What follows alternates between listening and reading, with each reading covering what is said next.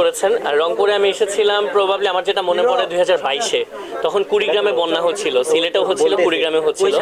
তো আমি রংপুরটাকে তখন স্টেশন হিসাবে ব্যবহার করেছিলাম। ভাইয়া আমি একটু কথা বলছি।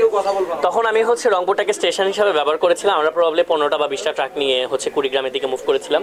সো ওই সময় রংপুরে আসা এবং ওই সময়ের আসা আর এখনের আসাটা ডিফারেন্ট।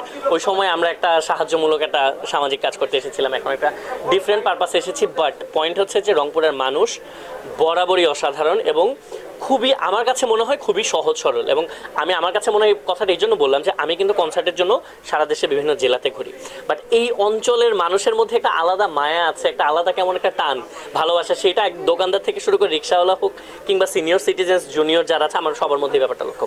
আমরা সব জায়গায় যাই, উত্তরবঙ্গে যাই না, এটা কাইন্ড অফ একটা ন্যারেটিভ, এটাকে সাজানো হয়, বাট সবার ক্ষেত্রে এটা সেম না।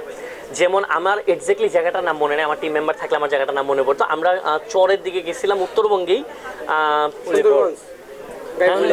না না না, গাইবান্ধা না, গাইবান্ধা প্রবাবলি কুড়িগ্রামের দিকেই হবে। এবং ওইখানে গিয়ে দেখে আসছিলাম চরের মানুষজনের কি অবস্থা এবং ওনারা কি চান।